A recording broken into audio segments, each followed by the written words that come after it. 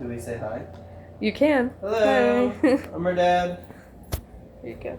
Okay. This is my personal experience. My personal experience started when I began my student teaching as an intern. That was a class I took for high school, and it began in August, and it was a decision we could do to teach first through second grade. So I taught second grade at first, and then we moved up to do third through fifth, and I taught third grade. And that's where I think my heart is set on, is third grade for now. And then we moved up to middle school.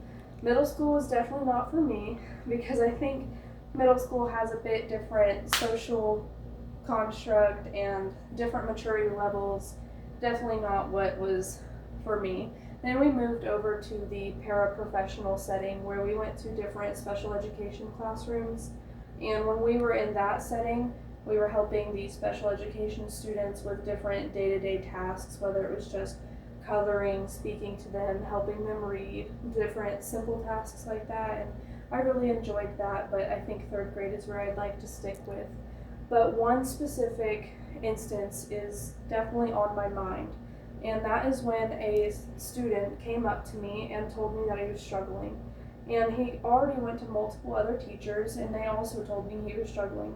That included counselors, librarians, his math teacher, and the assistant principal. And I sat down with him at a desk in the library, and I gave him time to kind of settle for a second, because he was definitely frustrated after being talked to by so many different people telling him that he can do it and he's doing perfectly fine, but he really didn't think he could do it. So one of the librarians gave him some candy that calmed him down a little bit. I gave him one of my cool pens, and he thought that was cool, and he wanted to use it to do his paperwork. I looked over his paperwork with him, and he still was really confused and frustrated. It was an algebra assignment, which I was confused because I didn't think that was something a sixth grader should be doing. The sixth grade algebra assignment was a little different, because it definitely had things that I would be seeing in my high school class, but worded differently for a sixth grader.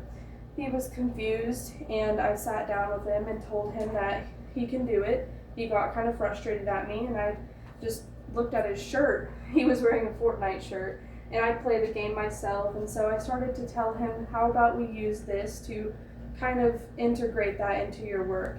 He didn't think that that would work, and he thought it was kind of stupid, but I told him that, how about we think about it as each part is a level, and every time you unlock a different piece, it's like you're finding a chest in Fortnite, and he loved that, and he thought it was silly.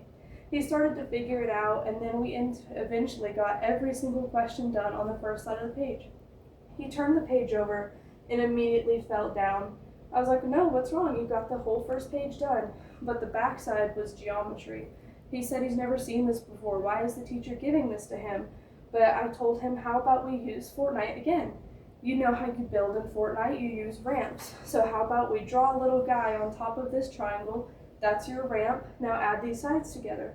And he loved that. He figured it out, and we got it together. I loved making a child feel like they could do something they never thought they could.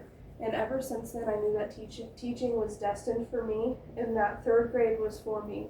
I was even considering teaching sixth grade, because it was a little less mature, but more mature than fifth grade and all of that. Seventh grade and eighth grade, they were a little bit too crazy for me, but I definitely think teaching is for me, and that's my social experience.